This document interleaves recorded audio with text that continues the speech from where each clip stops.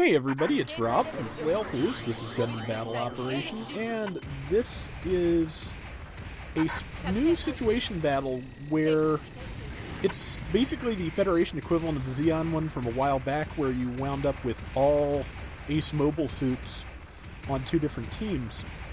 This is the Federation equivalent. I am in a Blue Destiny 3. The rest of the team is Avocado Zala and a Gundam Pixie. I just attacked an air conditioning unit because it looked like it could be a mobile suit from this range. I maybe need a slightly bigger monitor. Heavy Arms is in the G6 Mudrock. MS Bop is in the standard Gundam, and Hazel is in the G-Line standard armor. As I recall, Hazel is the alt of Zeon 054, who is back with us for the first time in a while. Good to have you. But yeah, this is Blue Destiny 3.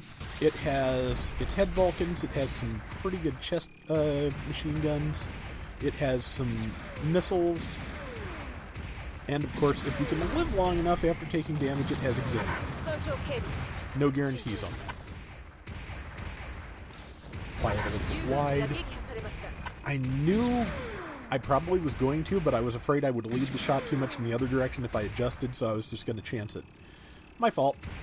Waiting for a charge so I can stun this Easy 8 container type. Just sticking back with the ranged weapons. And missed it. Missed it. Held it still with the tackle. G-Line didn't kill it.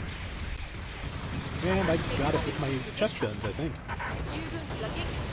And there is one of the enemy mobile suits, which is, I think it's the G5 Gundam.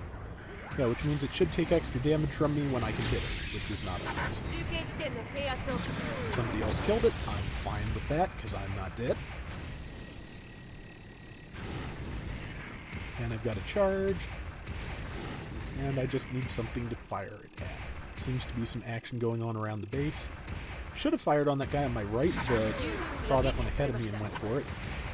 Missed. That's the Gundam Alex. He managed to roll out of my line of fire. Managed to catch him on the downswing and kill him, though, so hey. And I believe that's a Slave Wraith. The other team is G3 Gundam, Slave Wraith, Jim Sniper 2, White Dingo. Never mind, I've lost my train of thought. Oh man, I'm doing great. This is why I needed extra sleep last night, and this is a round from last week. Apologies, Bop. I was trying to get that guy so he couldn't kill you, and instead I knocked you over. I am smart.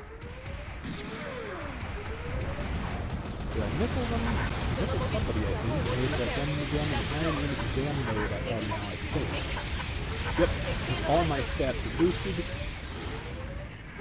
And I just need to manage to kill something before I am killed myself. Because yeah, exam can be very powerful. The fact that it gives you... It doesn't just increase your speed, it gives you a much more significant boost gauge. And that is what makes the biggest difference with it. So I'm just trying to get into where I can get a good shot on somebody.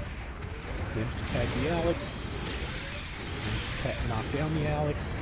Got caught in the back, luckily by one of my own team, so I'm not dead. That's the important part. And with 30 seconds left on exam and almost no hit points, I believe this is when I elect to head back for our base, because I realize I am a prime juicy target, and it makes no sense for me to stick my neck out there and probably get hobbled when I could be running back base and getting healed. So, down I go. And repairing, and here's the problem. You're going to notice somebody followed me back. And it's the Slave Wraith because they show up on my radar as a friendly. I send a help signal, but basically I'm too late.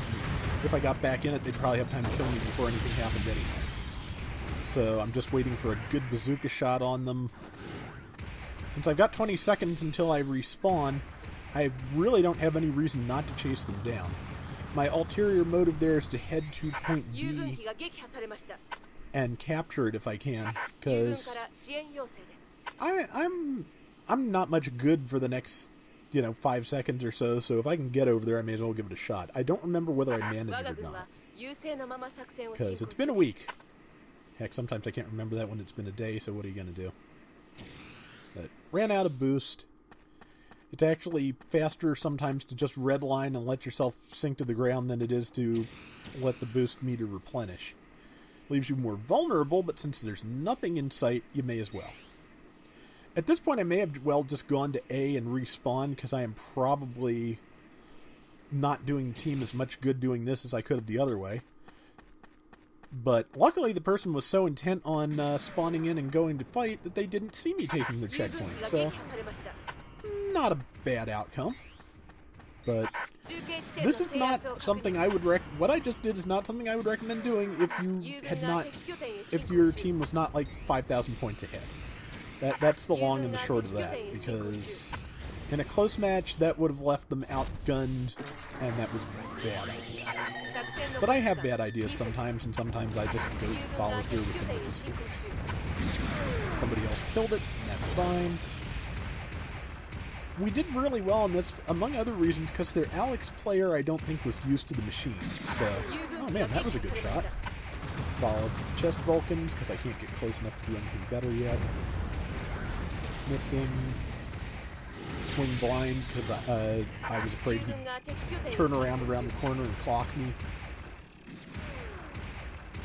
But yeah, in case you've never played the Slave Wraith, it has this ability, the same one the Gem Camouflage does, where it shows up on radar as a friendly. The downside to that is, if they're close enough that you can see all of your friendlies on the radar and realize that there's a point on your map with no name attached to it, they stick out like a sore thumb. Because they show up as friendlies, they always show up regardless. I thought I saw somebody around our checkpoint, but it's just the little antenna. I am a genius tonight. Well, two Friday nights ago. But got the UZ-8 in the back. Managed to just follow up with the stun. Somehow, the stunning missiles did not stun. Just the vagaries of latency.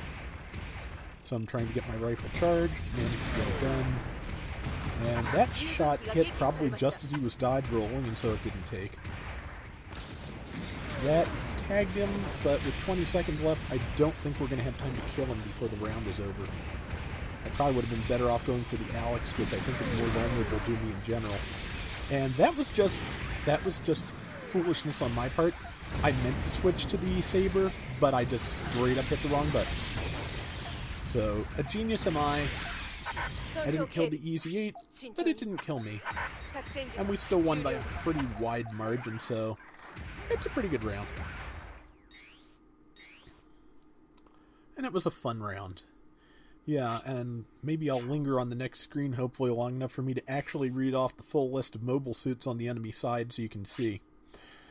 EZ-8 Weapons Rack, Gem Sniper, White Dingo, Slave Wraith, Gundam Alex, and I think G3? No, it's the G5. So that's the whole roster. Let's see if I'm right. Yeah, their White Dingo Sniper left, so that didn't help them either. Yeah, Alex, Slave Wraith, G5, EZ-8 Weapons Rack. So, yeah. It's a pretty good round. And yeah, this was during the Agugai promotion, which I believe is still running. So, but it is a campaign points promotion, so basically you'll get bonuses for playing on a certain faction 5 times, and then I think it's like 10 times, and then 30, etc. You'll get bonus points, I think, for being the top scorer so many number of times, etc. So, yeah. It's a campaign points thing, so... And if you do the high gain round, you will get a bonus of 10 points for using 3 energy at once. If you only feel like playing once a day or once every 6 hours or so. But that is going to do it for Gundam Battle Operation for today. We'll be back hopefully next week with more. Until next time, everybody take care and have fun. Later!